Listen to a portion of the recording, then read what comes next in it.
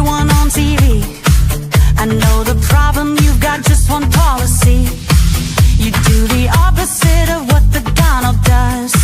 Don't know what you believe just because you got that TDS. You've tested positive. There's nothing I can do for chronic low IQ. It's TDS. Open the borders, let my Donnie pick your pocket. Let the boys beat the girls, they got that extra rocket. A theology degree from Starbucks. You declare that America sucks. You got that TDS. You've tested positive. There's nothing I can do for chronic low IQ. It's TDS. If you're red, alright, let's get this party started. If you're left, you're blue and probably retarded. Like Rosie, De Niro, Jimmy Kimmel, Kathy Griffin. No kings, no kidding, we don't live in Great Britain. If J6 was the worst thing you've ever seen, Soros, burning Sadies, a mostly peaceful thing. Bring back the cartels, commute their crimes, sack the fact checkers like the New York Times. He's a Nazi, a fascist, a racist dictator who lets you say what you want to say.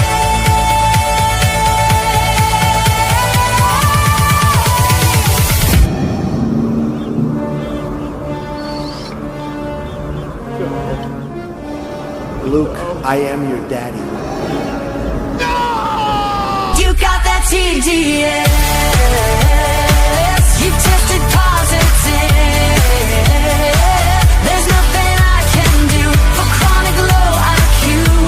It's TDS. No matter what he says, you must be really dumb, 'cause you keep blaming Trump for your problems.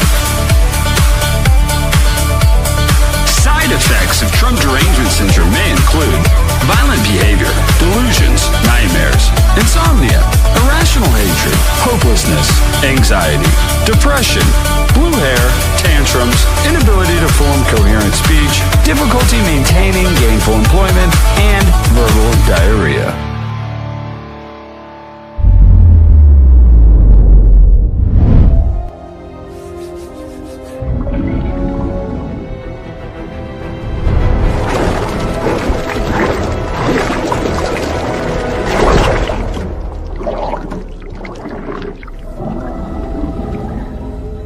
There's no cure in sight.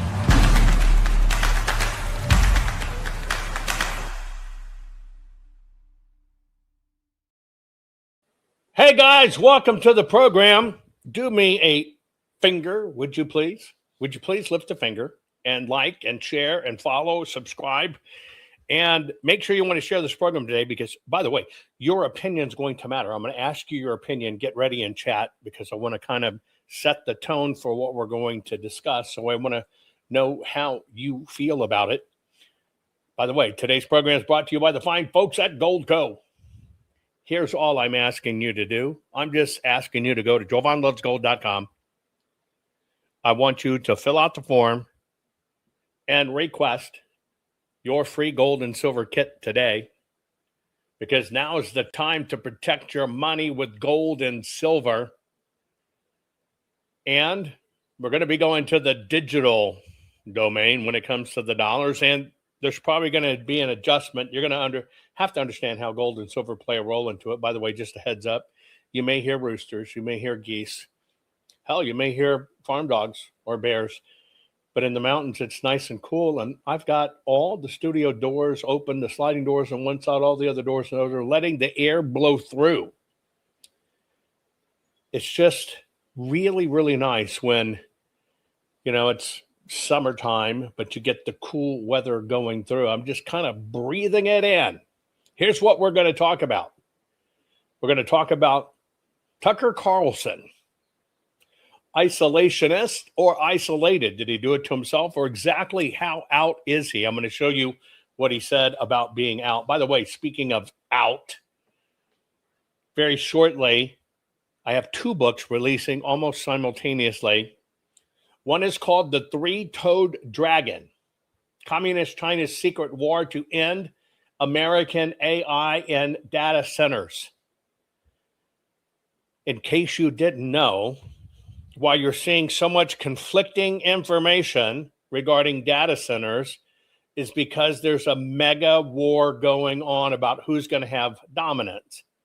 And if China wins, folks, we're never going to get any truthful information. You think the spin, the psychological warfare is tough now?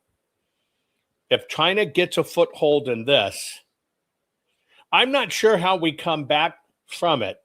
And so what I'm doing is treating you like the adult in the room. I'm introducing you to the three-toed dragon. It is a real thing, as opposed to a five-toe or a four-toed dragon. You'll hear about it. But this is a war, just as important as any global war that we've ever been in. And you've got to get this right. And so many people are just amplifying BS information that have nothing to do with data centers. And I want you to understand, China dominated us with this climate change stuff and saves the environment, got America to write laws that we couldn't mine or do certain things. And that's how China got all the business. And China, frankly, kicks our butt at it. The same war is afoot. And so if you want to understand what's going on, if you want to understand how it works, if you want to understand what's being fought for and why and what the real facts are, not alarmism, but absolute documented facts, and I've gone back in some cases 50, 60 years. I give you the hardcore facts. You just make up your own mind. So that'll be coming out shortly. At the same time, the other book is called The Golem Effect, Precious Pixels, Deadly Devices, and How the Digital Social Era is Creating Killer Kids. Imagine a child not doing well in school, discipline problem, and the parents take away the Xbox. And the child slaughters the family. You'd be amazed of how many of these cases are happening. I've dubbed it the Golem Effect. You know, like in Lord of the Rings, my precious. What did he say in Lord of the Rings? As soon as he saw somebody with a ring he wanted, he said, "That's mine." What happens when a device is taken away from a kid nowadays? That's mine. Kids have become violent. Literally, it has overwritten everything in them. The murder rate in this category, an assault rate, is through the roof. I actually give you real-time cases. I share with you the chemistry, the brain neurology of what's going on, how these devices have changed everybody. Even like we're finding out now adults can later in life develop ADD. Not that you were born with it, it develops. And it's all related to how you use that device. This is the common sense guide to protect your kids, your grandkids, all the future kids coming from your family in your life, and saving children. You want to save children? Here's how you can save children. It's called the Golem Effect, Precious Pixels, Deadly Devices, and How the Digital Social Era is Creating Killer Kids. It's called the Golem Effect. Anyway, those will be coming out shortly. Okay, share the program. We're going to dive deep into Tucker Carlson, and we're going to find out exactly how out he is. Share this right now. Rennie Good was a gifted soul, a writer and a poet and a mother, wow. She tried to hit an agent with her car, oh no! Pop, motherfucker, now she's gone! Yeah, yeah, yeah! Being a fucking liberal is a mental disease. Blue hair and fuckables with the septum ring. You are not a hero, you're a fucking disease! You fuck around and find out it's what it is!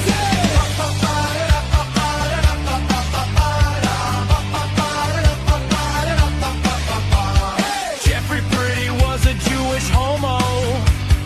Started talking shit to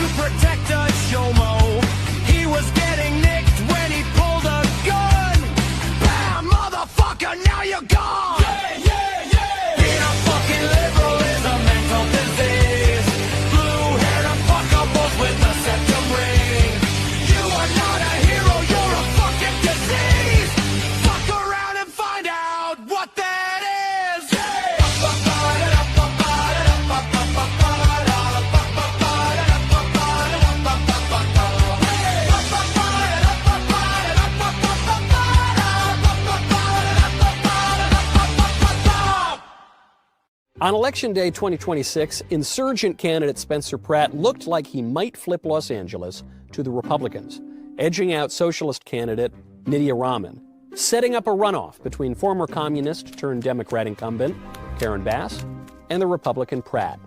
But then something strange happened. After 5 days of counting extra ballots, the socialist Rahman came up with just enough ballots to overtake Pratt, meaning that no matter what happened in the runoff, a Democrat would continue to run LA into the ground. How did the Democrats do it? To answer that question, we need to take a trip down memory lane. The Democratic Party was founded in 1828. Shortly thereafter, party apparatuses such as Tammany Hall institutionalized election theft by stuffing ballot boxes, repeat voting, casting ballots for dead people, bribery, intimidation, absentee ballots, ballot harvesting, and importing voters from outside areas. An audit of a New York City election in 1868, for example, found that 16% of all votes cast were fraudulent, cooked up by Democrats in Tammany Hall. In 1948, Lyndon Johnson infamously stole a Texas Senate seat thanks to the drop of 202 late votes in ballot box 13, giving LBJ an 87-vote victory. That brazen election theft made it all the way up to the Supreme Court, which ultimately didn't want to get involved and washed its hands of the matter. As a result, LBJ went on to become vice president and then president of the United States. In 1994, Democrats tried to steal a state Senate seat in Pennsylvania. On Election Day, Republican Bruce Marks led Democrat William Stinson by over 500 votes. But the absentee ballots curiously went overwhelmingly for the Democrat, giving Stinson just enough votes to win overall. In that case, happily, a federal judge found that Philadelphia election officials had illegally delivered hundreds of absentee ballot packets directly to the Democrats, who in turn collected votes from people who were ineligible to cast votes when they weren't forging the votes outright.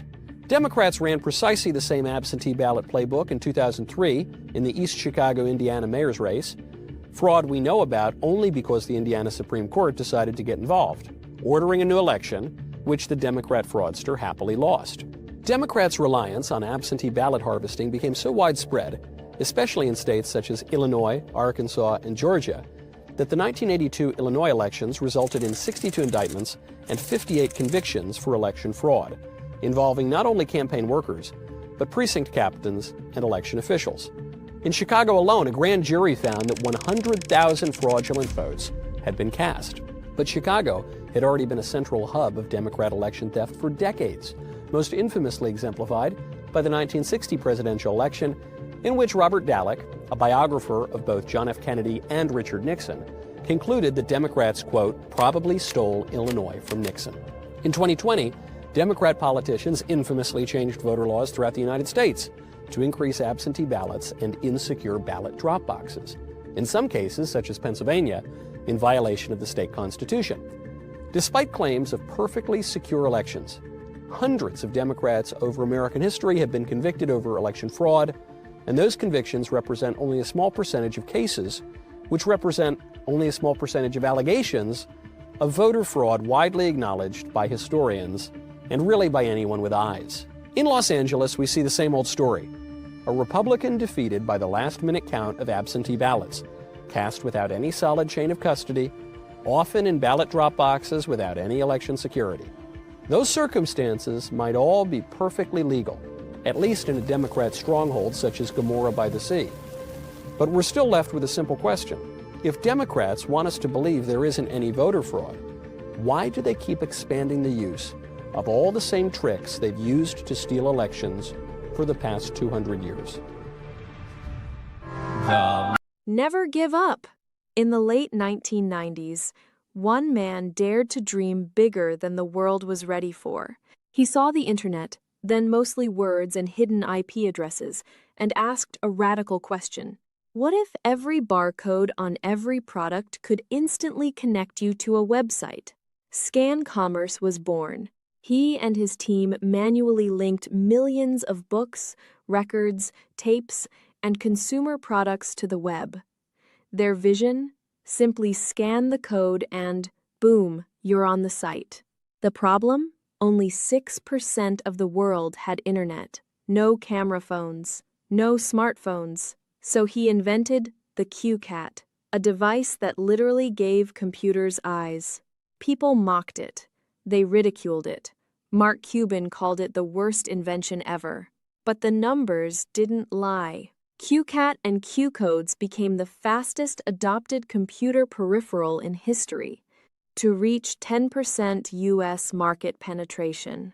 Telephones, 25 years. Electricity, 30 years. Radio, 7 years. TV, 11 years. Internet, 9 years. Q-Cat did it in just 30 days.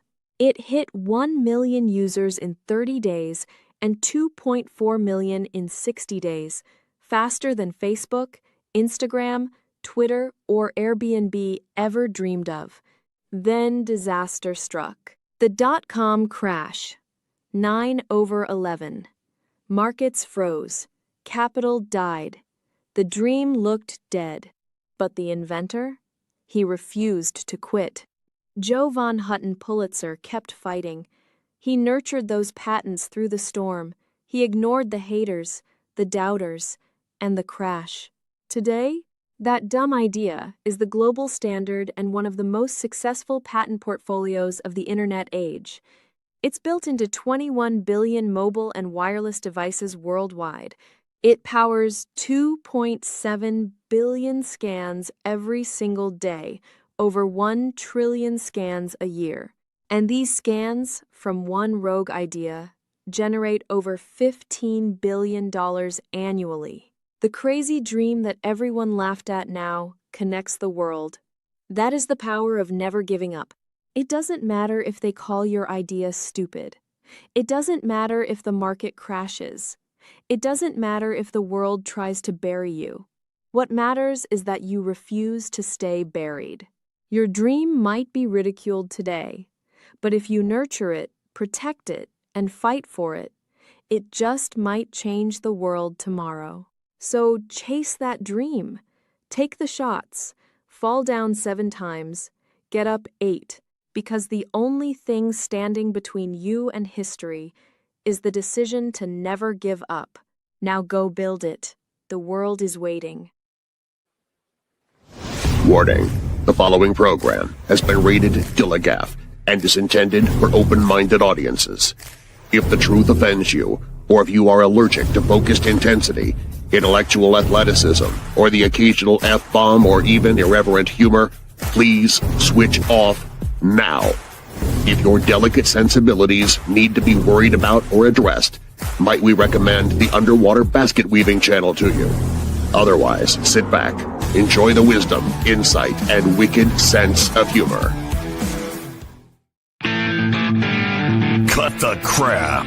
How many times a day do you want to say that to politicians, the elite, the loony liberals, the fake news media, and the gender-confused, emotional socialist snowflake crowd? Cut the crap is your secret weapon for fighting for our freedoms and our great republic. It all begins with a massive mental enema, freeing you from the toxic news and politically correct views, which constipate your consciousness with stinking thinking. Your host, Jovan Hutton Pulitzer. He's known for calling out politicians and telling them to cut the crap. You've seen him on virtually every television network and listened to him on Coast to Coast Radio. And now he's here to help you learn to fight for America. Culture, race, and American politics. They all have one thing in common. They all need to cut the crap. Now, here's your host, Jovan Hutton Pulitzer.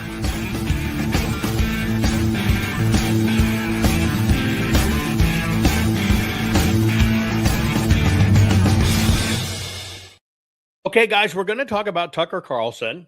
This is about you and your opinion, not my analysis. And is he an isolationist or isolated? Did he do it to himself? And exactly how out is he?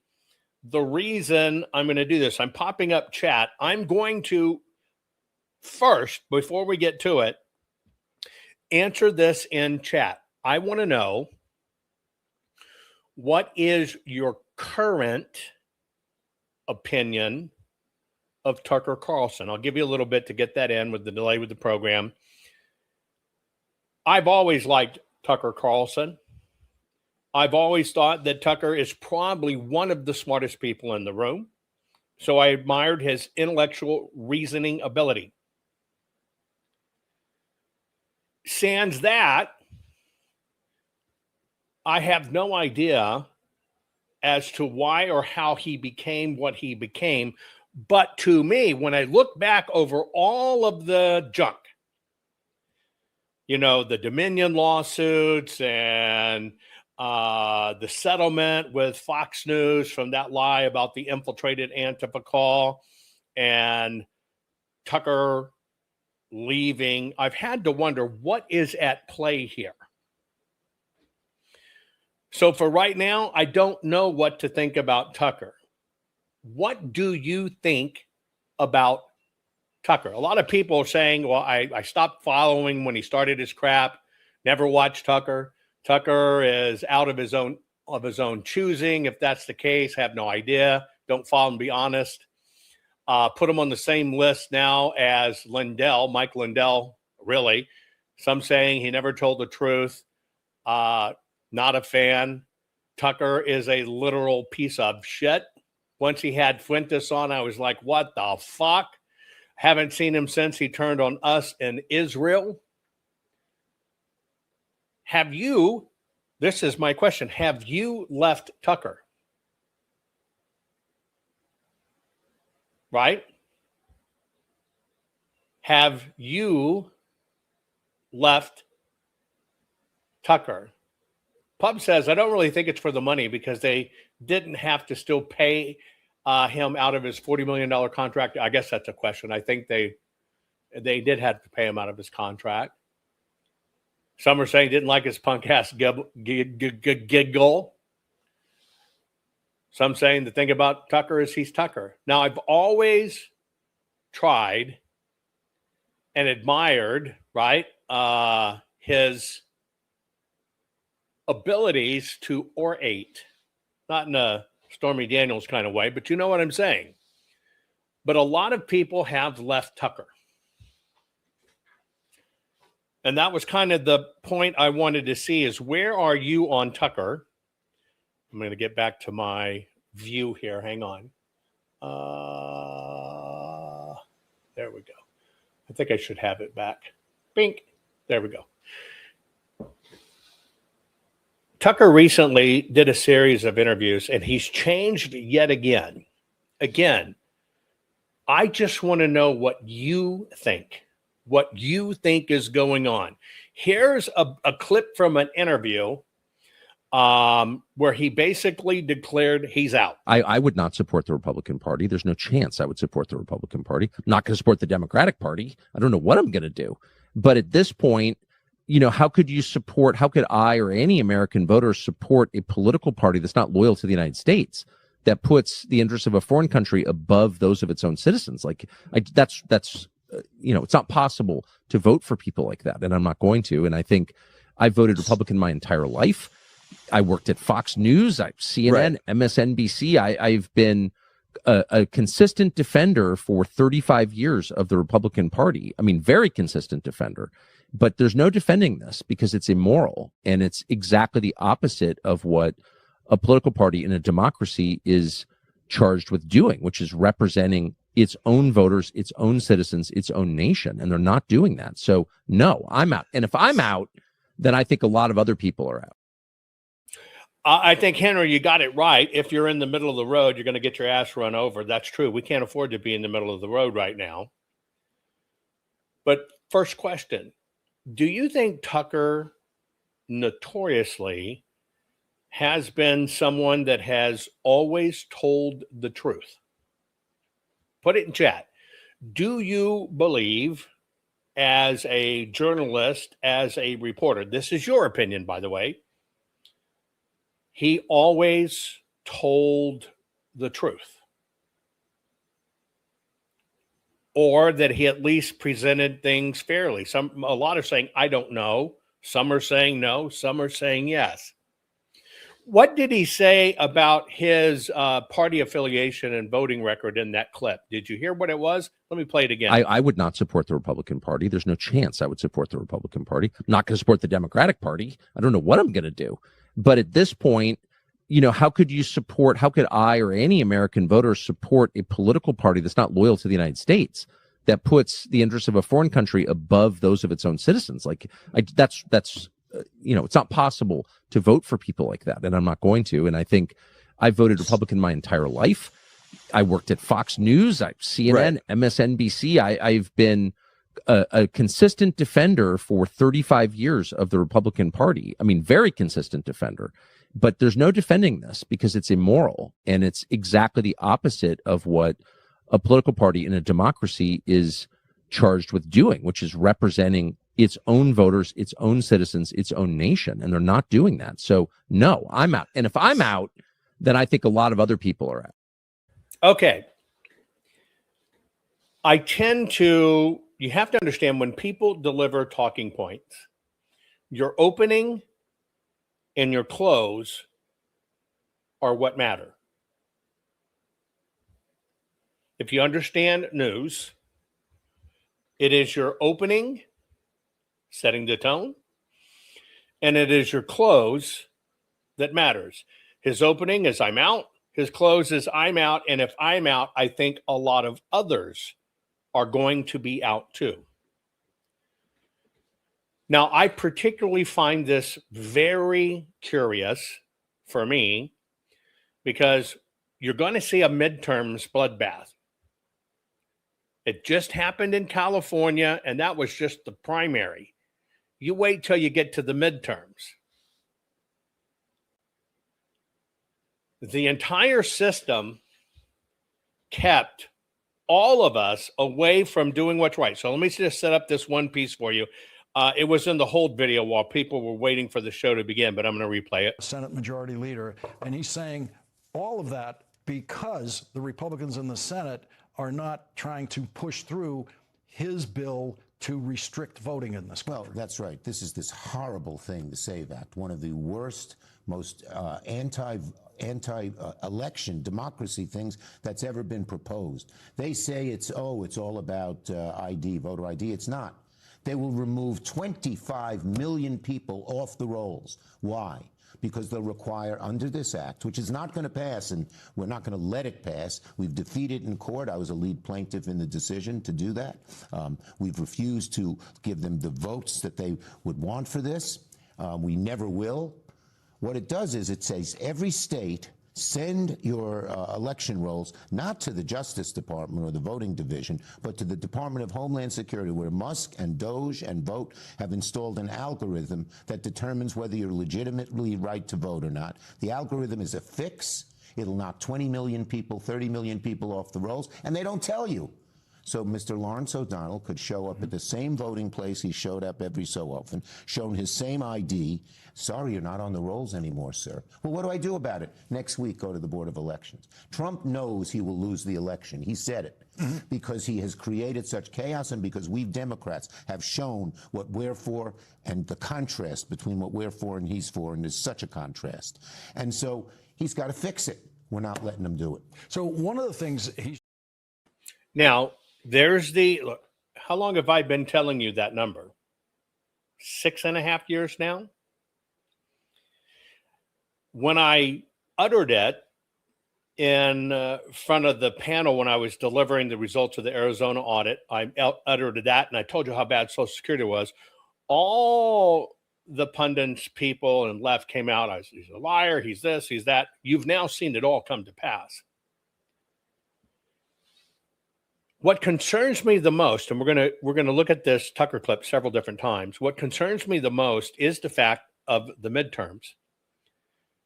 What I see, and this is not about Tucker per se, I see the parties laying the groundwork to have the excuse, to have plausible deniability. Well, you saw Tucker Carlson leave and he left, and people are going to leave in droves. And of course, they didn't vote Republican. That's what I see going on.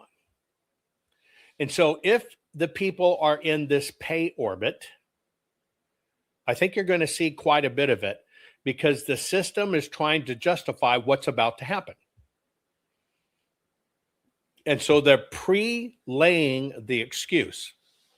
Now, there are some people out there that say with Tucker, look, he left the network. He's just trying to protect his livelihood. He's terrified he's going to lose his assets and way of life and being able to keep it going. And he's being threatened and there's death threats. And he's just doing what he's trying to do to stay out of the crosshairs, sitting on the fence, right?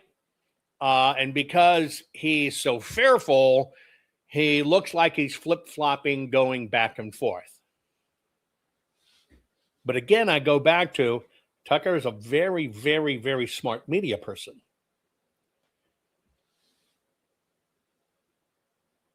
Which brings me to the next point of this. You'll hear the opening again. I'm going to play the whole thing. You're going to hear the opening again. You're going to hear the close again. But listen to what he says about how long he's been a Republican in this. Take a listen. I would not support the Republican Party. There's no chance I would support the Republican Party. I'm not going to support the Democratic Party. I don't know what I'm going to do. But at this point, how could I or any American voter support a political party that's not loyal to the United States, that puts the interests of a foreign country above those of its own citizens? That's it's not possible to vote for people like that, and I'm not going to. And I think I voted Republican my entire life. I worked at Fox News, CNN, right, MSNBC. I've been a consistent defender for 35 years of the Republican Party. I mean, very consistent defender. But there's no defending this because it's immoral, and it's exactly the opposite of what a political party in a democracy is charged with doing, which is representing its own voters, its own citizens, its own nation. And they're not doing that. So no, I'm out. And if I'm out, then I think a lot of other people are out. Now, he's trying to tell you again, as he drops it in there, he's trying to tell you that President Trump has abandoned the United States of America. He's only doing his bidding for other countries. Of course, that's his kind of backhanded way of saying Israel's pulling the strings.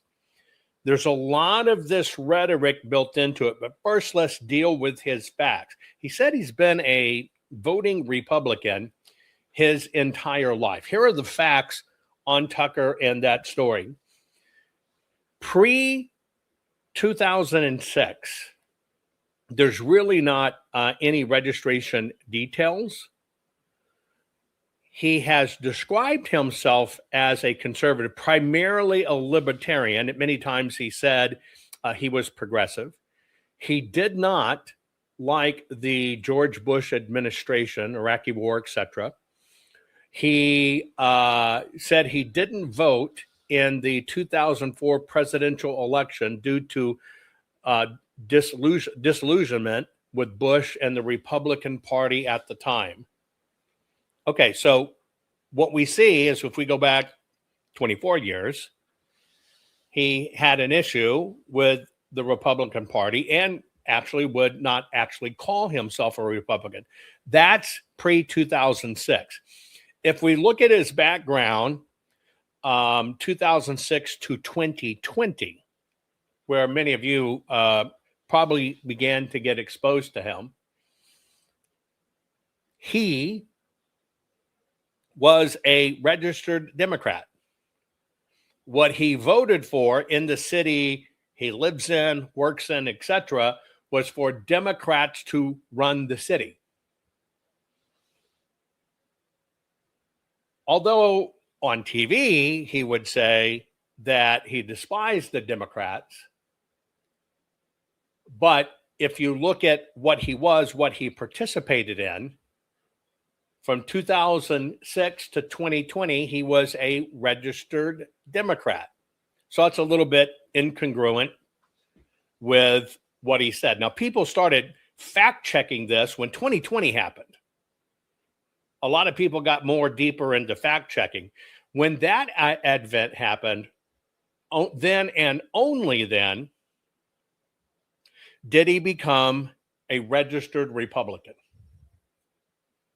I just want to point that out because I think about it and I look at it and I understand how many people go, wait, something the hell's wrong with 2020. We can't trust the system, fake news, all that crap. It was only then that he actually became a registered Republican. These are open facts. And then now he says, well, I'm leaving, I'm out.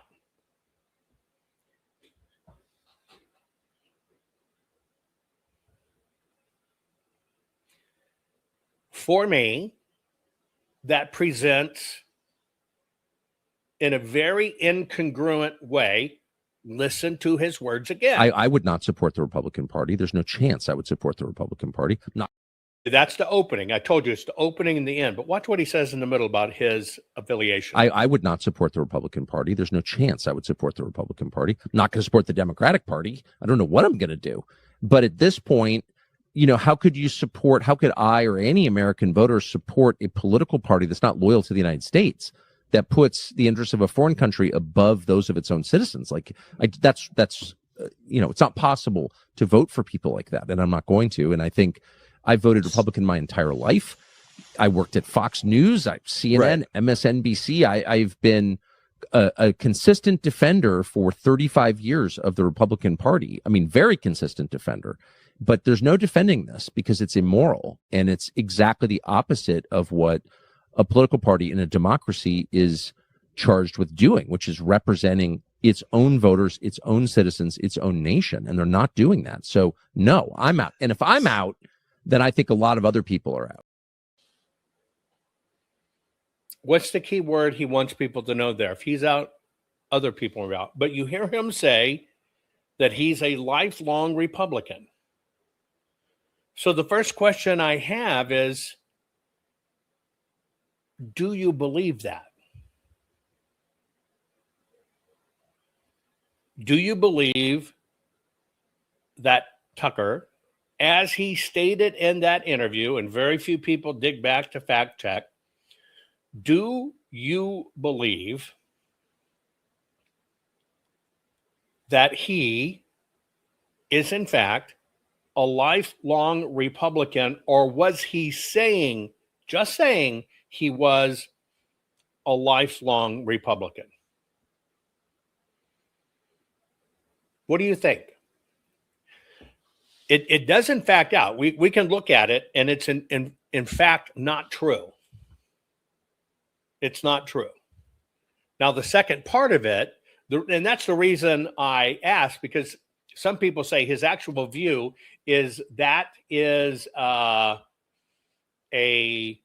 isolationist, that he claims now to be an isolationist, and it's just America, it's only this, et cetera, et cetera, et cetera, et cetera. It's just it. Or has he isolated himself because now he's hopped onto the bandwagon to try to convince you, one of the smallest, if not the very smallest country in the world, is the one pulling all the strings? What do you think? Is he telling the truth, or did he lie? You're right. Talk is cheap. Talk is cheap. And I told you, I've always liked Tucker's mental abilities, right?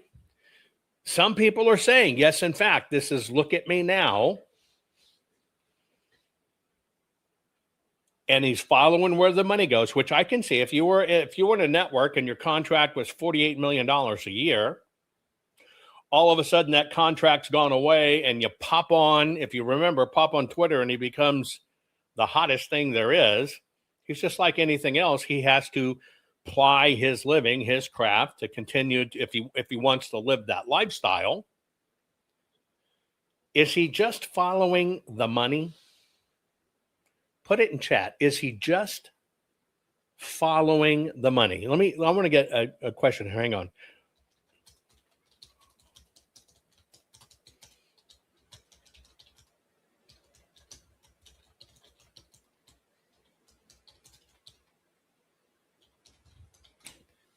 Do you think he's just following the money? Is he just covering his ass? Now, the other part of it, if you look at what did he really want to say? Analyze it. I'm going to have you put it in chat. Watch the video again.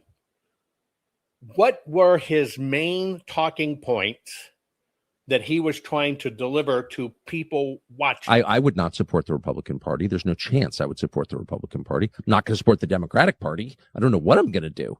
But at this point, how could I or any American voter support a political party that's not loyal to the United States, that puts the interests of a foreign country above those of its own citizens? That's it's not possible to vote for people like that, and I'm not going to. And I think I voted Republican my entire life.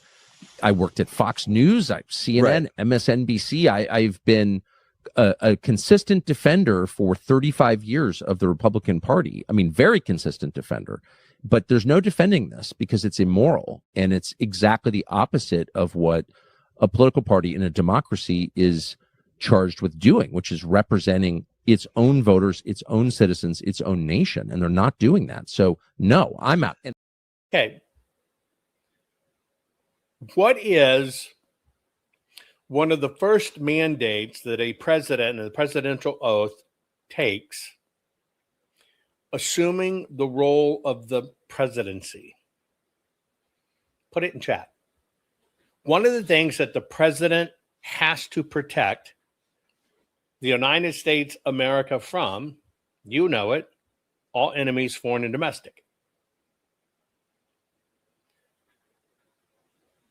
Now you're seeing a tremendous amount of pressure going on with this Israel thing, Israel bad. You got to understand, it's all money driven. It's all propaganda driven, and it's a very simple psychological nail. If you can cleave from Israel and you can cleave from the Jews, hop them all into one basket, you have taken away over 96% plus of the Bible, and your faith is now gone and struck because you think they're evil and bad. So what it does is it drives a stake in the heart of Christianity, not Judaism, because the Jew's not going to change. What it does is it kills Christianity. Now, Tucker, in that little bit, is trying to convince you that Trump is playing for Israel. Let me ask you a question.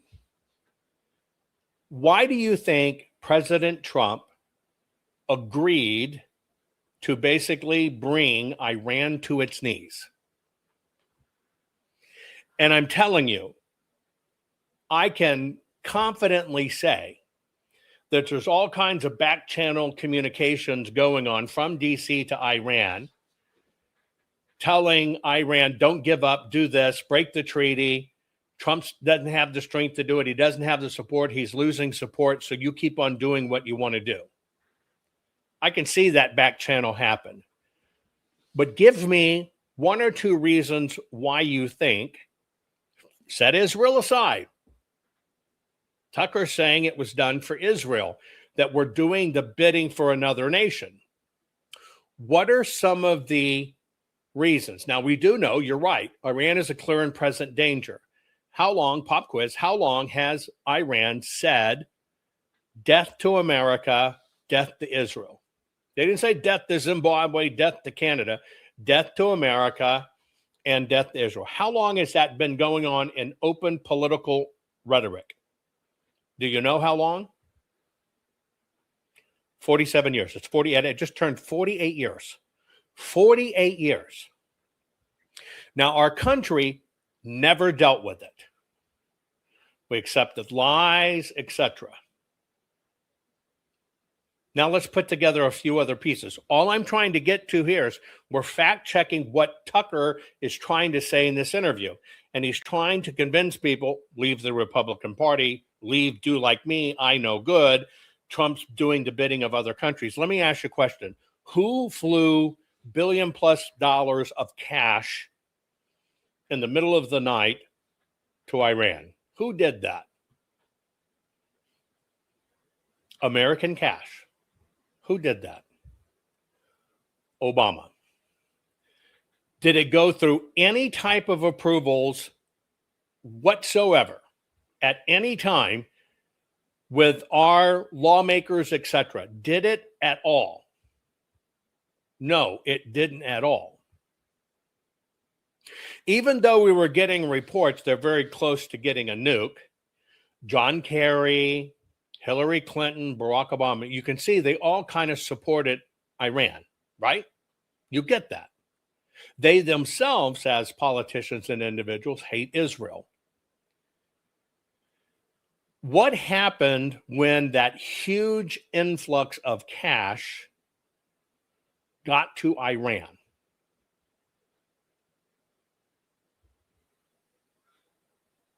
So you have to understand Iran was financially strangled and very, very limited. In a nighttime move that the left never talks about, Obama freed up $1 billion+ of liquidity just flown over there and given to him. Well, that money didn't disappear. That money staged something. What did that money in Obama era, what did it stage that actually came to fruition? Fighters, training, ISIS, ISIL, etc. All kinds of terrorists. Super high training, a lot of drafting in. Well, something kind of stood in that way. Right after that money got there and that training flared up, who stood in the way of that? I'm just seeing if you remember history. Somebody stepped up and stood in the way of that and worked very hard to obliterate that crap. Who was it?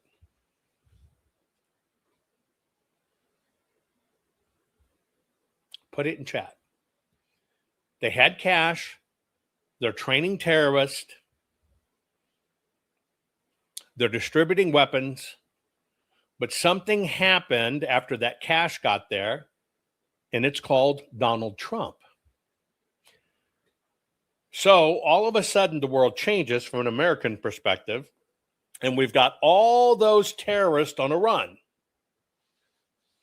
And Trump and American militaries kicking their ass. Can we agree? So it pushes them back again. Then something else happened. What was it? Iran's cut off. 47 years of we're going to kill America is, 48 now, but still then 40 plus years. Kill America, get rid of Israel. Obama flies in tons of cash. Insurgency, terrorist operations go through the freaking roof. Something happened. Trump comes in, puts a stop to all that crap, gets all kinds of countries to participate, including the Middle East. Then something else happened. That's right. The 2020 election in Biden. Then what happened? Two things happened. Then. Two things. Anchored in the Biden administration. I'm doing this through the filter of Tucker, because Tucker is basically saying he's leaving the party and think other people should. He's out. You got to leave Republicans. On his premise of Trump's doing the bidding for another country, we're just looking at it. If we go back to the first thing I told you about in Obama and cash, was Obama, the president of the United States, doing the bidding of Americans and doing that?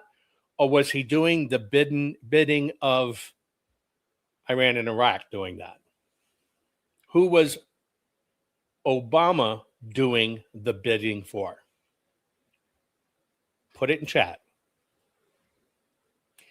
Iran. Then comes President Trump.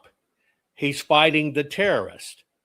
Who was Trump doing the bidding for at that point? Now Trump's back in. Trump's obliterating all the terrorists. Who was he doing the bidding for? Another country or us? Right, the United States of America. Then something happened and we had the 2020 election. And you know how that went. We get a new administration. Two things happen during that time. The tie to this, lie that President Trump is doing the bidding of another nation. Most people just can never put it together. What were the two epic moments of the Biden administration that disproves Trump is only doing the bidding of Israel? Two things key happened. What was it?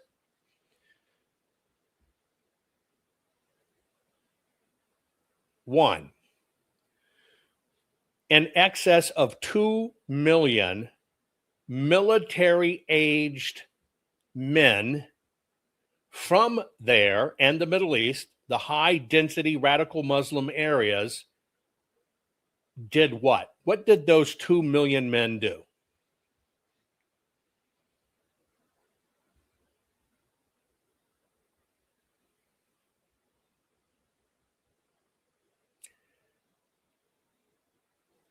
Came here.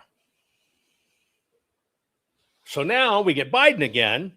We get 2 million military-aged men ostensibly trained in this system, raised this way, and now they're in the United States of America. Biden gave, and this Tucker says he's doing the bidding of another country.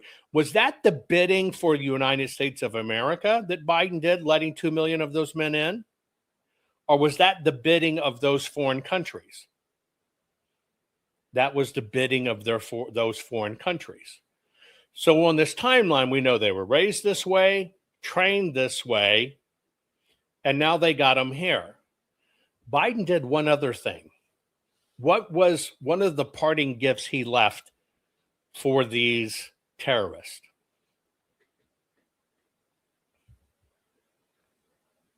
Biden didn't fly in $1.5 billion in cash in the late of night. Biden walked away from $90 billion in weapons and armaments. So now let's see who's doing bidding for a country. Obama flies in plane loads of cash. Terrorism training goes through the roof. They're getting their guys ready. Trump shuts it down, cuts off the head of the snake. Biden comes in, gets 2 million of them here, and leaves $90 billion in weapons behind there. Now, in context of that, if you understand that 2 million of their trained fighters are here, you see it in videos every day. Death to America, we're going to take over. You're going to bend to Sharia law. You're going to be a Muslim or die. And it coincides with hate Israel, hate Israel, hate Israel.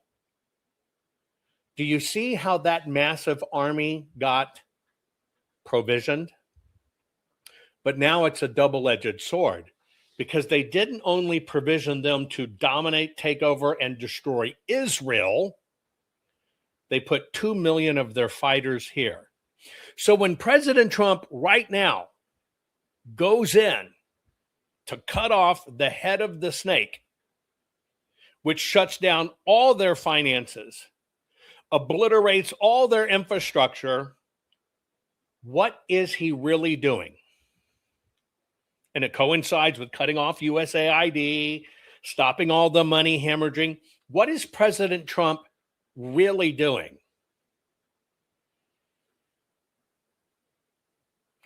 He's doing exactly what he has to do as the United States of America to protect us against all enemies, foreign and domestic.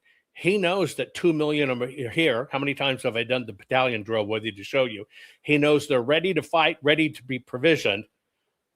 He could have never imagined what would happen in 2020, so they got him here. Now, the only thing left for those guys in this city is to get them a lot of money so they can actually go to war, weapons, everything else they need. So the only choice he has is to slam down that money. How do you slam down that money? You shut down the CIA operations, USAID, you go to the head of the beast and you destroy them so no money gets out of there. Now, let me ask you a question. Is that at the bidding of Israel?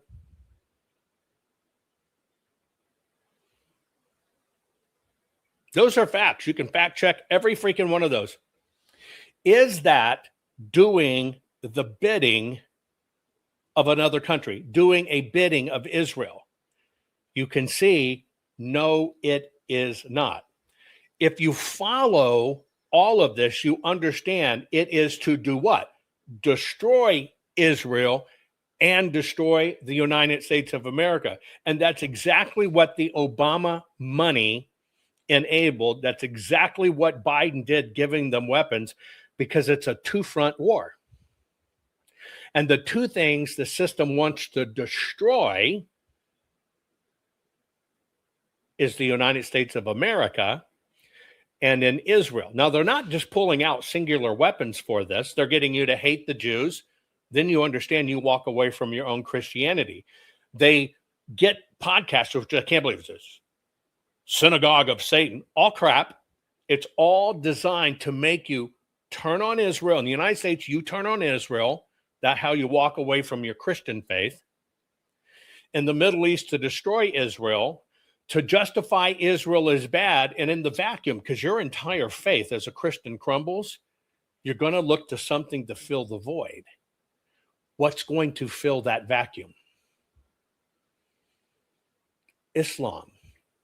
Now, with those facts, I want to go back and I just want you to listen to Tucker and what you think he's really saying here. I would not support the Republican Party. There's no chance I would support the Republican Party. I'm not going to support the Democratic Party. I don't know what I'm going to do. But at this point, how could I or any American voter support a political party that's not loyal to the United States, that puts the interests of a foreign country above those of its own citizens? That's it's not possible to vote for people like that, and I'm not going to. And I think I voted Republican my entire life.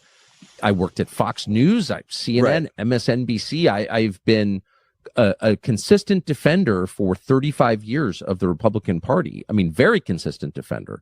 But there's no defending this because it's immoral, and it's exactly the opposite of what a political party in a democracy is charged with doing, which is representing its own voters, its own citizens, its own nation. And they're not doing that. So no, I'm out. And if I'm out, then I think a lot of other people are out.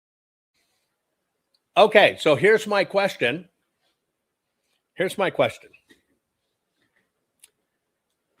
Now, you know that we're family here, right? You absolutely know it. You know that I watch and I know who you are. We know each other. We know each other's families, etc. I'm going to show you a little bitty test here. And I'm going to show you how this works. Jen Early popped in, or Early. MAGA destroyed by Trump, kicking people out over exposing clients of Epstein. Fat! Okay, Jen, I just sent you a link to my program. It's in chat. All you got to do is click the link. Turn on your microphone and camera and join us. I'll give you thousands of people. And you take what we've been talking about here and you present your case that MAGA was destroyed by Trump. I'll give you the platform. While you're getting up your courage, I'll let you make your case. You have an invitation right into the studio. Only rule is you have to turn on your camera. You have to turn on your audio. We're going to look at your face, and I will allow you on my program. You come tell us what are the facts behind this. Now, I'm going to pause for a minute. I'm going to keep on doing what I'm doing. We'll see in a name we haven't heard here. Guys, any of you in chat ever seen this name before? Ever seen this person? Ever seen Jen Eli? I don't know if that's an I or an L, right? I haven't. Now, that should tell you something. So we're going to put a pause right there. We're going to let Jen I come in. Let me make sure they've got the link. I posted it. I'm going to do it again. Come on in. And let's have that discussion. Now, let me ask you a question. We're just going to go down the list. Was President Obama, when he was president, taking billion plus of cash to Iran in the interest of Iran or in the interest of the United States of America? Which was it? When President Trump shut down the terrorists and ISIS and ISIL and all their derivatives, and what he's doing now too, is that the interest of the United States of America, or is it the interest of Israel only? What is it the interest of? When Biden let 2 million battle-aged men from those very countries we know radicalized, we see them all the time, come into the United States of America, was he doing it for the benefit of America or for the benefit of those Middle Eastern Islamists? When Biden left $90 billion in war equipment to them, was he doing it to benefit the warring Islamic factions of the Middle East or the United States of America? When Trump went to cut off the head of the snake in Iran and said, because he understands, I've told you this, he understands their fighters are here. See, they want to divert and tell you he's fighting Israel's war with the Middle East. No, he's not. He knows that the Obama-Biden administration has 2 million Islamic radical fighters here ready to take us down. They're just trying to complete the system. So when Trump does that, who is he really doing it for? Now, let me give you a little bit of pushback. You need to understand that it is only Israel and the United States of America that anywhere tackle the push against what? Islamic jihad. So the two countries that actively engage in stopping Islamic jihad, yet magically the two countries that we're supposed to hate and he's not acting in their interest. Let's see, here you go.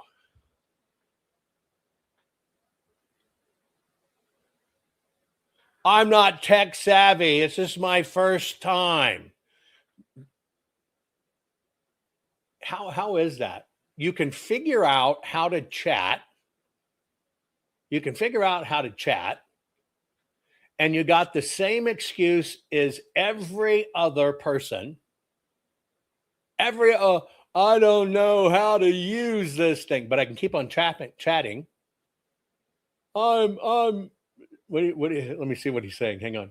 I'm 78 years old and I don't really know how to do this. There's not a single typo in your syntax or whatever. So let's just see who he associates with. Oh, yeah, it's first time here, usually on Bannon or Carl Seraphin.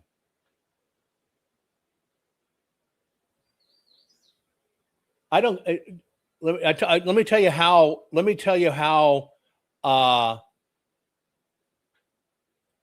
you are, General. And by the way, I'm going to boot your ass if you don't click in. You will permanently not be in my show. And let me tell you why. If you're man enough to speak, you're man enough to stand the fuck up. If you can figure out the fucking buttons in chat, I don't give a fuck how old you are. You can do this shit. So I don't buy it. Certainly don't buy you're a general, but we'll see. I'm in agreement with your view on the Democrats, also as Democrats are Bolsheviks. Did I talk about any fucking Bolsheviks? Did I call you out on that? Here's what I called you out for, General. MAGA destroyed by Trump kicking people out over exposing clients of Epstein lists. Let me ask you a question. Look, look, squirrel, red shoes, 7 rays of light, FBI secret, CIA. Did you look? Look how many baits I gave you. I call bullshit. Let me tell you why. Was this discussion at all about MAGA?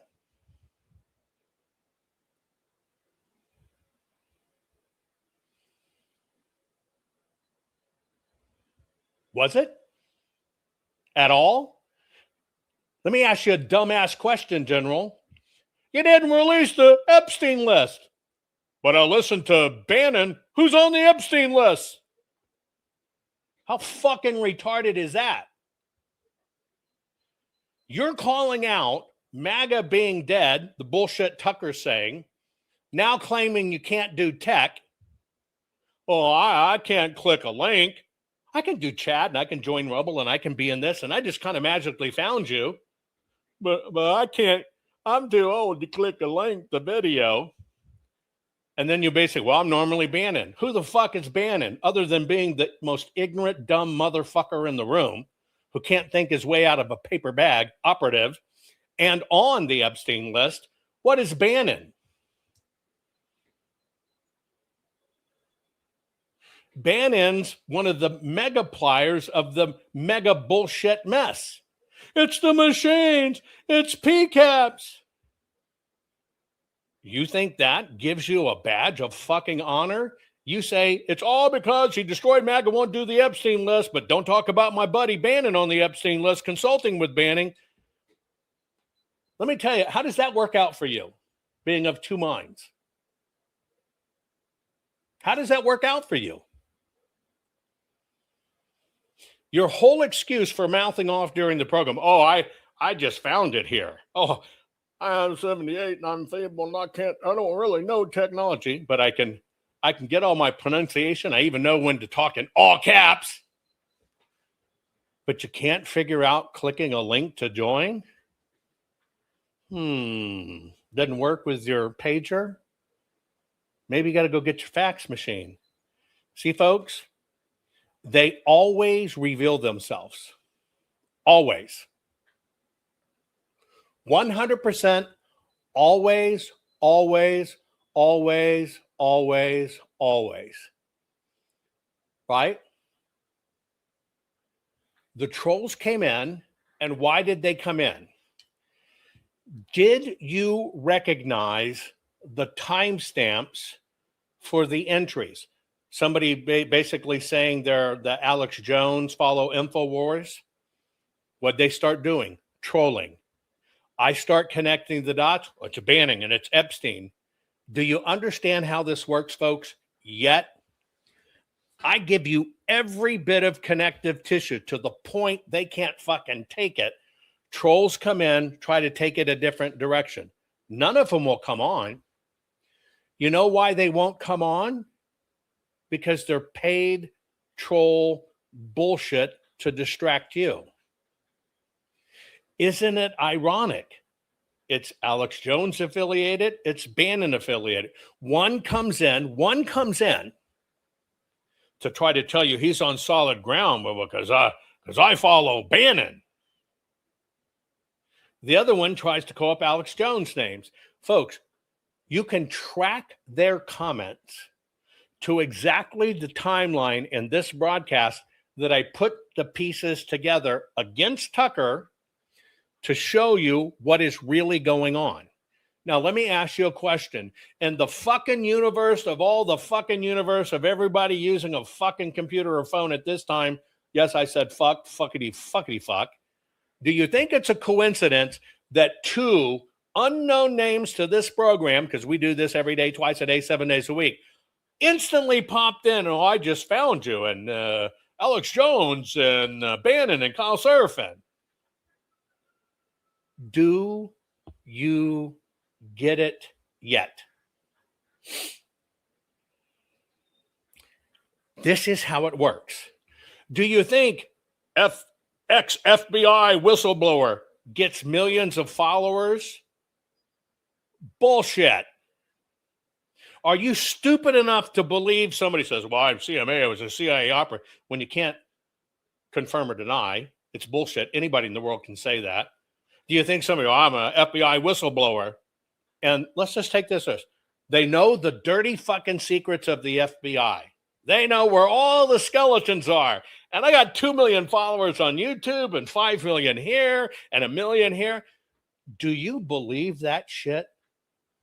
Are you really that fucking gullible to believe that? If they really knew where the FBI skeletons were,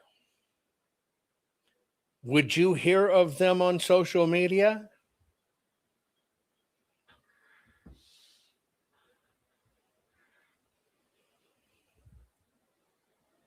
No.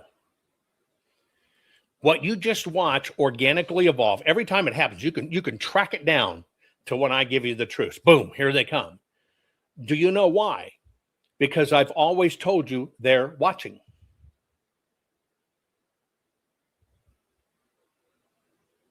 They're watching. And the one thing they can't fight against is never give up. And so all they have left is they've got to come in and disrupt and hopefully take you a whole nother fucking direction. But the reason they don't engage, they always hang themselves. You know the reason they don't come on and engage? Because they know I'll nail them with their own words. Now, where we were was asking a simple factual question. If President Trump is cutting off the head of the fucking snake, and you understand that snake only wants to destroy United States of America and Israel, and then you see all this propaganda to destroy Trump and MAGA and Israel, do you understand what's going on? It's the same team playing as different parties. See, this is what people miss. More destruction to election integrity was done by the Republicans and the so-called fraudcasters than was ever done by the actual Democrats or left stealing an election. The left did not steal an election. The right stole the election from President Trump. The left didn't infiltrate President Trump to continually try to discredit him. The right did. The right is what enables and keeps alive the left. See, facts matter. America's waking up. The left, Democrats, are fucking dead. You know how they're dead? They're going to the lowest level of central fucking casting to pull out characters because that's all they got left. But why do those characters survive? Because the right sanctions it. The left is just stupid. The right is fucking evil. And that is the absolute truth. Now, when I say the right in this, I am talking about the system, the organization, the GOP. None of this can happen without the right's approval. It is all designed to destroy, to get money out of the system and to keep them in the fucking office. So I want you to understand, the left, stupidest bunch of fucking people in the world. When you look at their views and they can't justify them, it's just plain ignorance.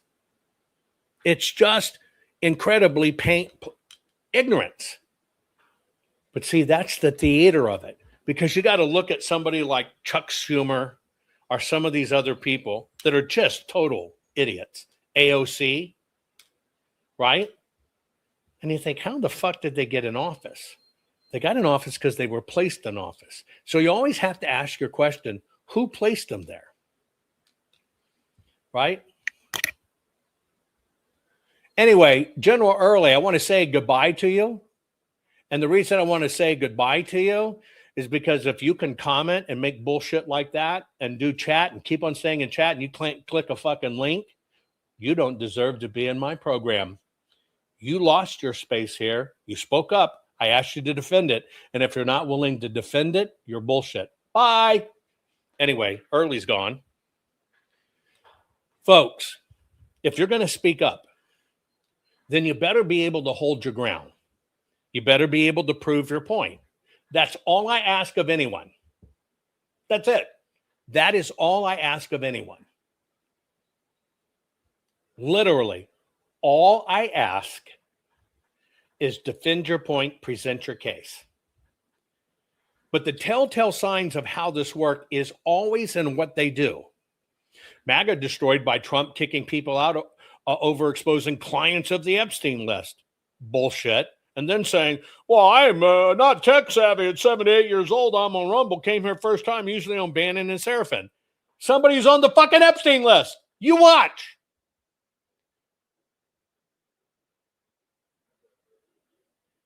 I don't suffer fools. If you ever looked at my Twitter handle, that's what it says. in Hebrew, I don't suffer fools. I do not suffer fools. Because, see, we live in a time where, number one, you're entitled to your opinion, but you better be able to defend your fucking opinion. Now, what we're talking about is we're talking about Tucker. Now that you understand the financial mechanizations, what was Tucker's real point here? Leaves the party, Trump's doing the bidding of another nation. I would not support the Republican Party. There's no chance I would support the Republican Party. I'm not going to support the Democratic Party. I don't know what I'm going to do. But at this point, how could I or any American voter support a political party that's not loyal to the United States, that puts the interests of a foreign country above those of its own citizens? That's it's not possible to vote for people like that, and I'm not going to. And I think I voted Republican my entire life. I worked at Fox News, CNN, right. MSNBC. I've been a consistent defender for 35 years of the Republican Party. I mean, very consistent defender. But there's no defending this because it's immoral, and it's exactly the opposite of what a political party in a democracy is charged with doing, which is representing its own voters, its own citizens, its own nation, and they're not doing that. So no, I'm out. And if I'm out, then I think a lot of other people are out. Okay. If I'm out, a lot of people out. He's doing the bidding of other countries. I just laid out to you in a very simple path, a very, very simple path. I got two more bits I'm going to show you. That if you are intellectually honest, the only people who ever acted in the direct interest of a foreign interest is the Obama-Biden administration, not Donald J. Trump. Here's an interesting one that came in. Finnegan Double-Ot. To get my $5,000 Doge check, I have to donate to Win Red. That is the fucking funniest thing I ever heard. Well, let me ask you a question. I'll let you put it in chat first. Where'd you hear that? To get your Doge check of $5,000 that you have to donate to Win Red. Just so you know, that's a crime. Just so you know, there are no hooks of any kind. You are not required to donate to Win Red or anybody else, period. Period. Those are not connected. So let me ask you a question. Why would you even believe that enough to put it in your head to even drop it in chat when it's so blatantly false? See, what you did is you took Trump there, you took Doge, okay, and everything that what they call the Doge dividend checks, about a $5,000-ish government savings from cutting that stuff out, although it's not happening yet. It'll probably never form. It has to have congressional approval, right? And they got to be able to document the savings. He said he loves that idea. But you come in here and says it has to be you donate to Win Red.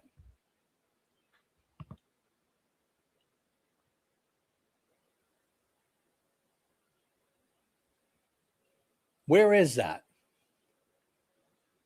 Because it's not real. It's not true. Let me translate this for you. Finnegan Double-Ot. Let me tell you how bad Trump is. He's got Doge in. They're taking money. He wants you to back his crimes, but you got to donate to Win Red so he can stay in office. That's what this backhanded comment's really saying.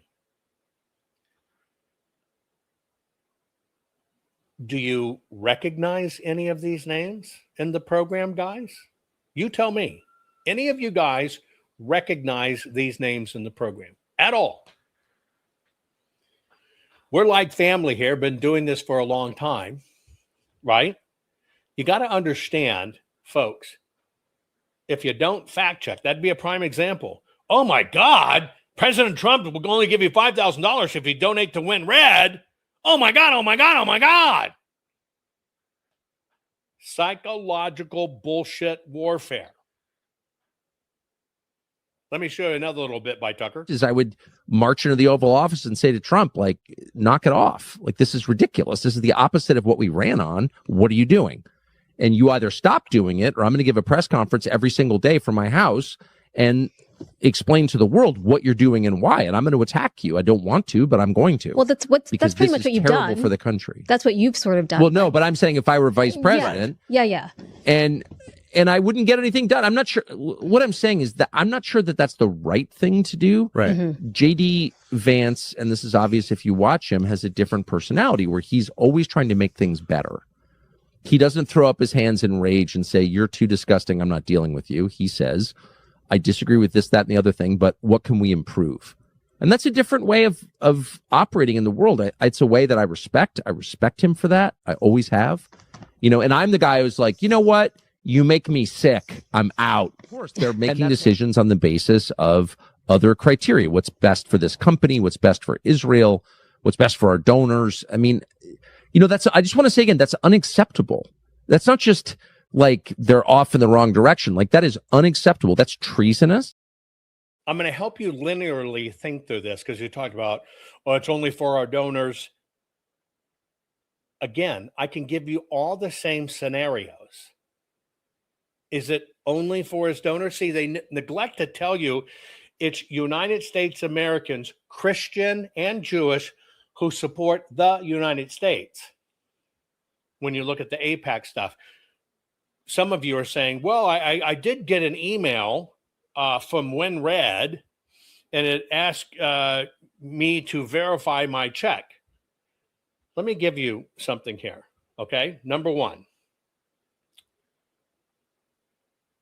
Doge was set up to be a thing.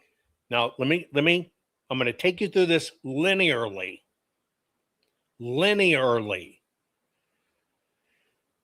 The concept was floated by all the money we've saved the taxpayers because the system has abused taxpayers' monies. We should try to find a way to get that money back to the taxpayers because it will be about $5,000. Okay? Now, the first thing you should recognize about that is a conversation. Now, what role does WinRed play in Doge? Pop quiz. What role does WinRed play in Doge?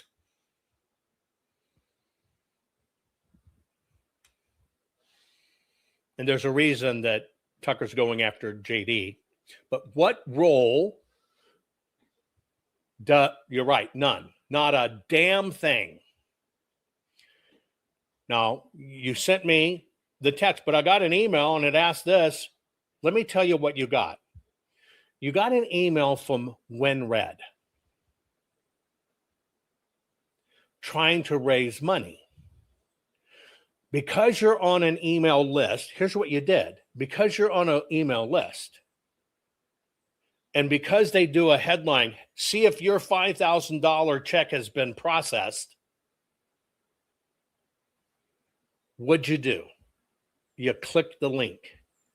Most people actually submit information. Yeah, my name's Martha E. Graham, and my address is this. Some people still, yeah, my driver's license, Social Security is this. I want my $5,000 check. What you did is you took a passive email, they probably mailed you, put you on the most active list, and if you submitted information to see where your Doge check is, you became their highest profile on the list because you gave money. I mean, not gave money, but you gave them information, which is like giving them money. But see, what superseded in your thoughts? You saw the dangling of your $5,000 Doge check, which is a discussion, a funny idea, not a reality. But you looked at that so quick, boom, click, ding, and what does the click take you to? The click takes you to WinRed. Now, let me ask you a question. Why do you allow that shit? Why do you trust it? Why would you give them value to even click the link to make you a more valuable e-name who just responded? what people are saying when they click. Oh, you mentioned money to me, and if I get a free check, I'm going to click on to do anything. And then you make assumptions like, well, when Red must be managing this, I got to support them. They'll get our checks for us. Bullshit. We do every bit of this to ourselves.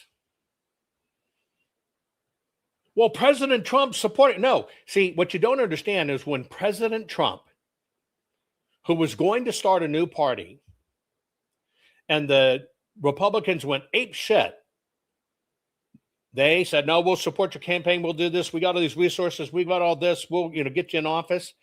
When he became it under the GOP forever gets to use his name. And that's why you get so many mailings from President Trump. Please donate, please donate, please donate. You know what you don't do? You don't scroll all the way down to the bottom of that fucking email and see it's Robert Gonzalez of the Texas Republican Optics or whatever. Still managed by Red, but it never came from President Trump. But you will fucking swear it came from President Trump, and President Trump said we need to donate. It's a bullshit. They actually, by default, because he literally joined the GOP and ran on the GOP ticket, now have forever in perpetuity use to his likeness, title, name, and interest for the ever of time. That's how it works. That's the gig. It's all a charade. Go back to Tucker. Listen to him double down that Trump is doing this. I just took you to the timeline. They don't want you to think of the timeline. When I start sharing with you the facts of where the money really goes, you watch the trolls hammer in because they cannot afford for you to understand the real message. Now listen to Tucker's double down. I would march into the Oval Office and say to Trump, like, knock it off. Like, this is ridiculous. This is the opposite of what we ran on. What are you doing? And you either stop doing it or I'm going to give a press. And if he did that, Trump would say, get the fuck out of here. You know that, right?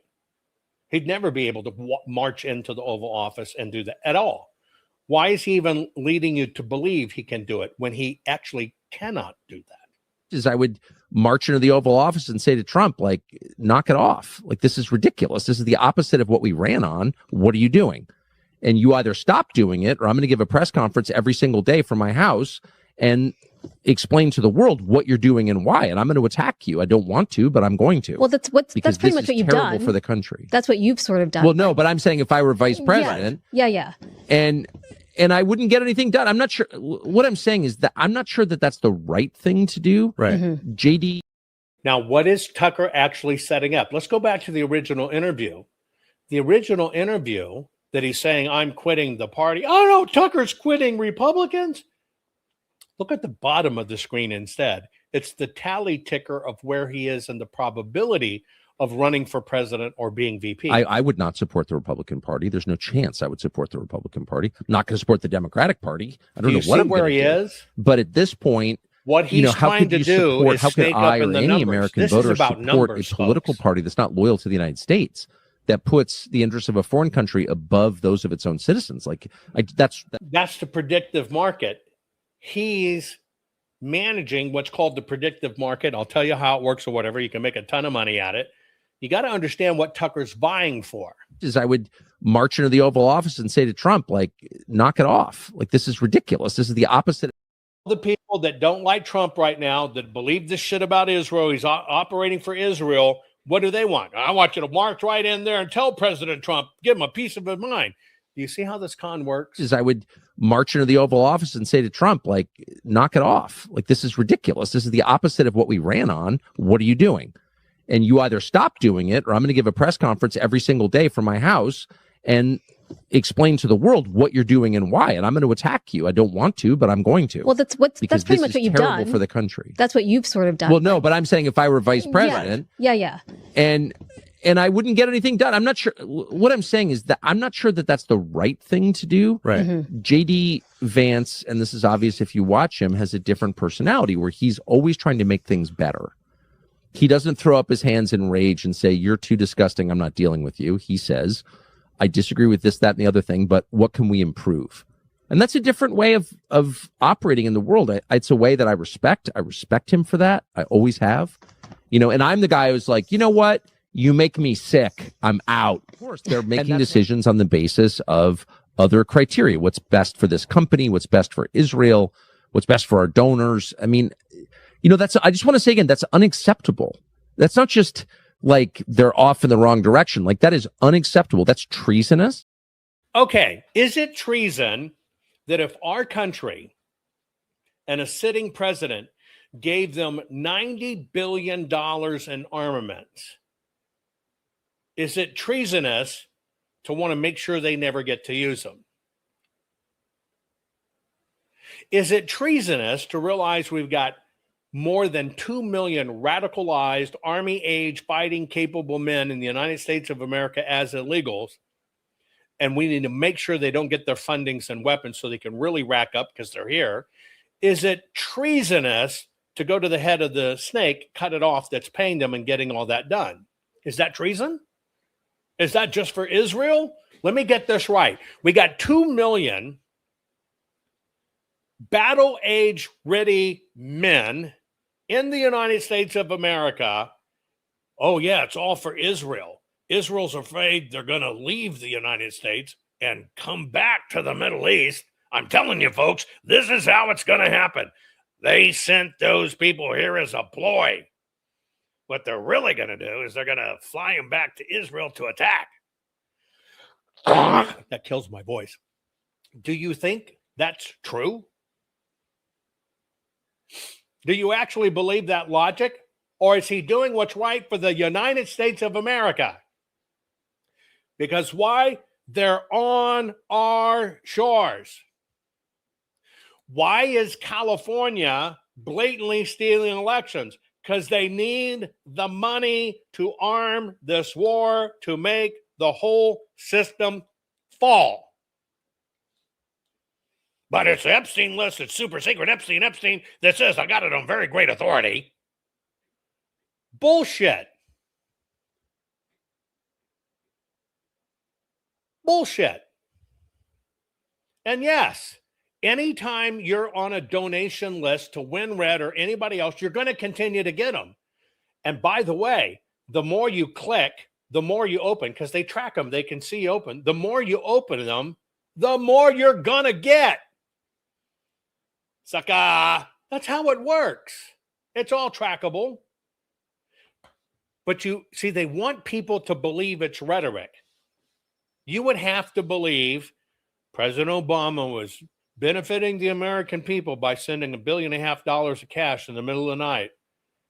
And they were just benefiting America by bringing in all these Muslim men that want to cut off your head, rape your kids, and get rid of your religion.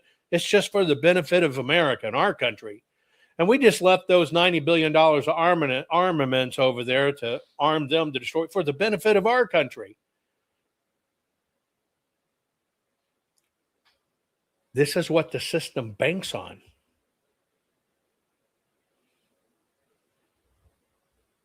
Now, here's the deal for Tucker. You're going to believe this shit, and you're going to follow him like a puppy with a nose ring. You're going to be in disbelief, and a certain amount of you that respect Tucker are going to watch to see if he's really saying it and try to weed between the lines. You're going to try to keep on analyzing it. But as you're watching it to see if he's saying it, you're still there. You're still engaged. I have a simple rule. When you cross that line one time, I'm fucking done with you. And there is no coming back. When people reveal themselves, they're telling you what is deeply there. You have to literally understand how this is played. I want you to understand. You get ready for this? Here comes the bombshell. Only one party is telling us the truth of what they plan to do. Who is that? Use your intellectual honesty here. One party tells us what they're going to do and why they're going to do it. Who is that? The left. We're going to fuck your kids. We're going to cut off their wankers and hooters and make them into whatever we want. It is only the Democrats that score higher at telling you the truth of what they exactly plan to do. because they're intellectually honest for their agenda. The right tells you, we're going to protect you, we're going to fix it, and doesn't do shit. That's a worse lie. I stopped being a Republican in the 2000 election. That was it. I was fucking over. And I do not go back. I am a constitutional conservative. It'd be almost impossible to start a third party if it was us doing constitutional conservatives, because they'll never let us do it on the ballot. Take Massey and Marjorie Taylor Greene and Tucker. They'll get it done. They'll get on a ticket. Because why? They know Trump is MAGA, MAGA is Trump, and they've got to kill it. So in that instance, they will allow another party. That's the con.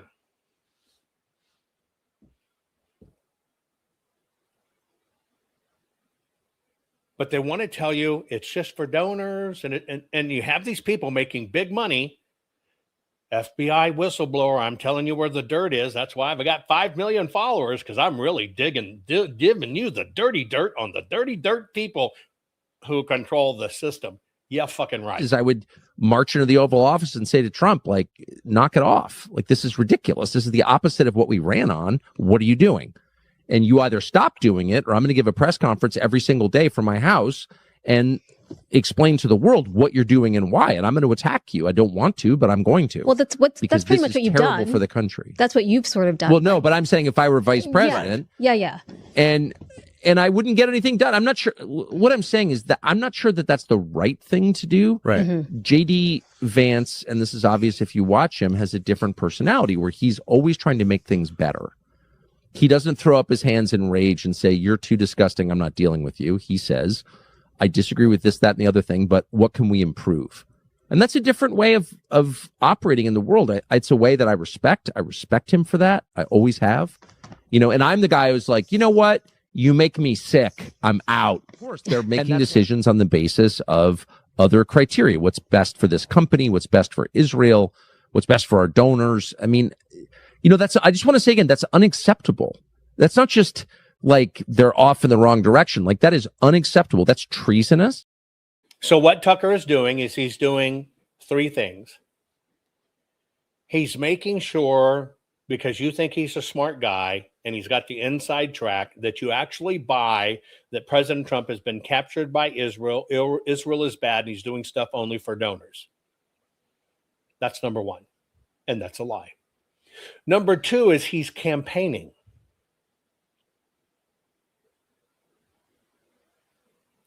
In these interviews, if you really look at the subpoints, it's VP or running for office, which they started floating. So he's campaigning. Secondly, he's basically using the loyalty that he built in the past, trading on that. Well, I want to be like Tucker. I want to be smart because he's one of the smartest men in the room. I guess I got to leave the party too. But it all solidifies only one message. When you look at them, it all solidifies to one filter. Get rid of Donald Trump and Israel. That's it. That's it. Which happens to conveniently fit in the same identical bucket that the globalist and the dominating Islamists want. Now, Tucker's smart. Tucker sees it. The question is, are you going to stand for it? Or are you going to support it? I'll show you one last little ditty. Most people do not know. There's a thing in law that came out of a very hard legal battle, and it is called the Tucker Carlson defense. Did you know there was a thing called the Tucker Carlson's defense? Tucker Carlson, when Fox and he got sued for massive defamation, he was their top news guy. But the attorneys fought and said, look, it's hyperbole. He's not really telling the news. It's just a general tenor we use. It's only an opinion and commentary show. And that he intentionally engages in exaggeration. And it's not literal commentary, right? It's not straight news. And Tucker Carlson got off the case. The courts ruled in 2020 that, okay, you're right. Tucker is hyperbole. That's it. It's bullshit. When you look at the hyperbole crap, and I did a Candace, didn't say hyperbole, didn't I? I did a Candace. His defense was, you are not supposed to take me literal because I exaggerate and I am not stating actual facts. This is in fucking court. Literally, this was the defense, and it says it is incumbent upon the viewer to deal every statement he makes with skepticism. Period.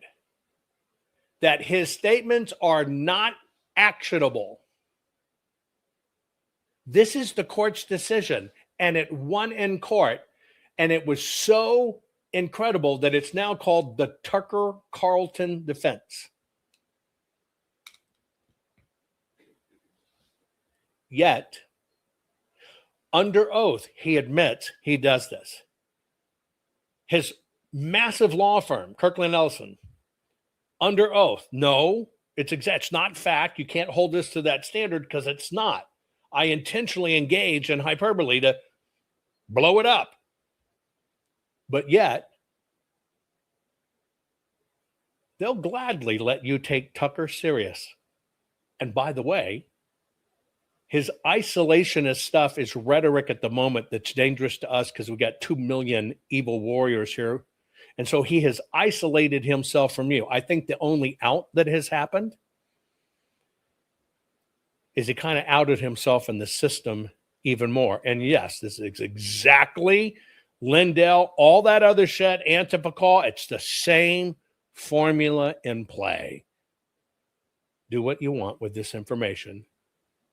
You're the adult in the room. You've got to decide where your loyalties lie.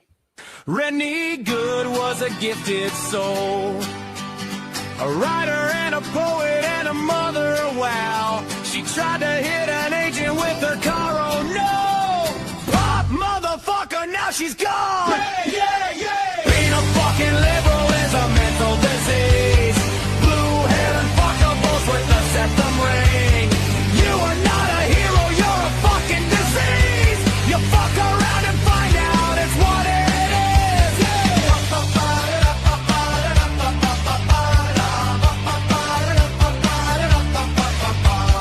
Jeffrey Pretty was a Jewish homo. Started talking shit to protect a chomo. He was getting nicked when he pulled a gun. Bam, motherfucker, now you're gone! Yeah, yeah, yeah! Being a fucking liberal is a mental disease. Blue-haired and fuckables with a septum ring. You are not a hero, you're a fucking disease! Fuck around and find out what that is!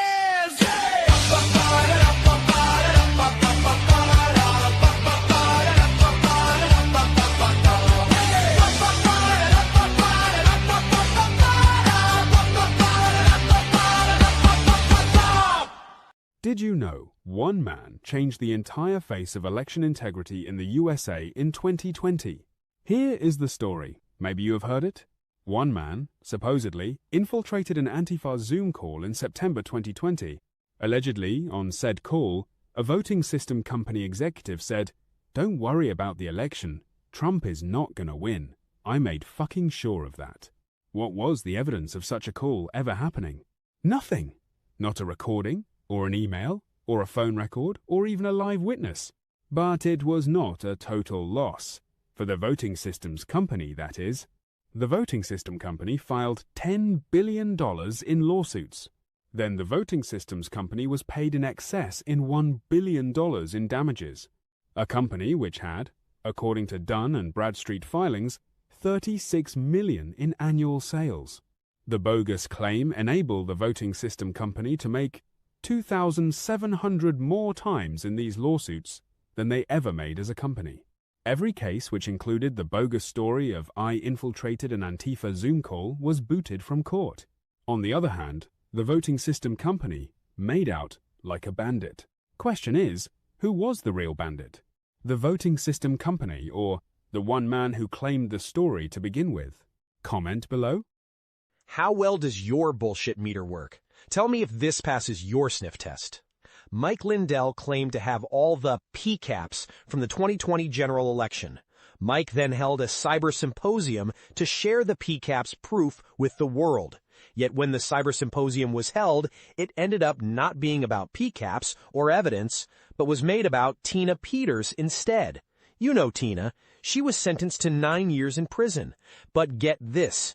Mike presented 0 PCAPs at the cyber symposium, but he did broadcast that Tina may have stolen the data from her elections. Result? Tina goes to prison. But here is where it gets worse. Mike Lindell's expert on the PCAPs, Dennis Montgomery, never produced the PCAPs. Mike Lindell admitted in court that he never, ever actually had the PCAPs to begin with. And moreover, Dennis Montgomery could not testify in court about the existence of the mysterious PCAPs since he was a long-protected CIA witness. But here is where it really starts to smell. In Tina's case, the expert dolphin speaker was a fellow named Conan Hayes. He is the person which posed as a county employee to take the election data. But he could not testify on behalf of Tina Peters at her trial because, get this, he is a protected government witness as well. Mike Lindell is 2 for 2 in his choice of experts, while Tina Peters got 9. Where does this rank on your bullshit meter from 1 to 10? Answer below.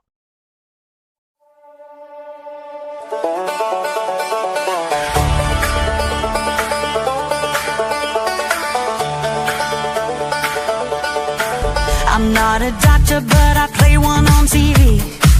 I know the problem, you've got just one policy.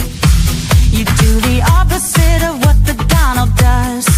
Don't know what you believe just because you got that TDS. You've tested positive. There's nothing I can do for chronic low IQ. It's TDS.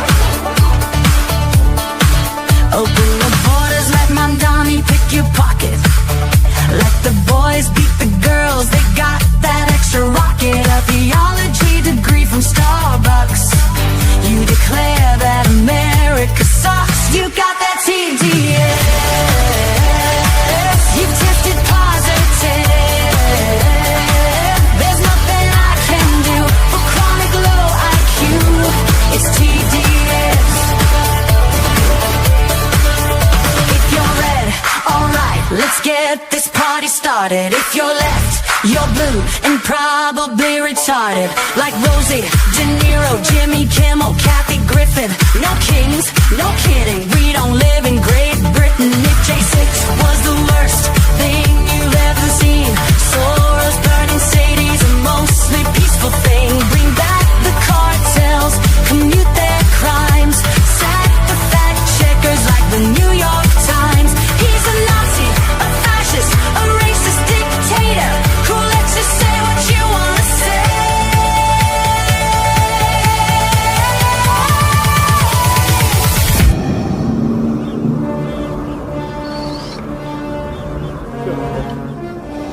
Luke, I am your daddy.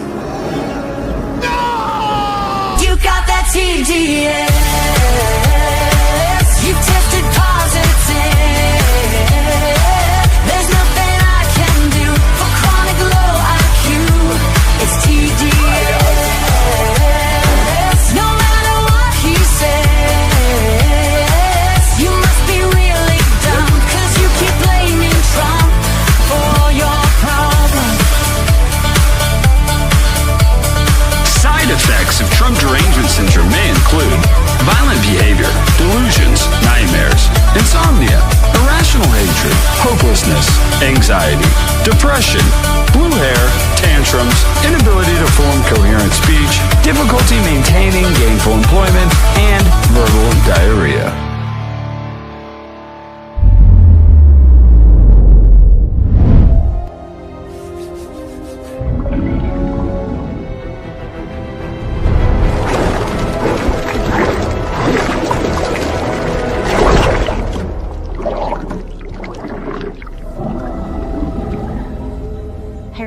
pure inside.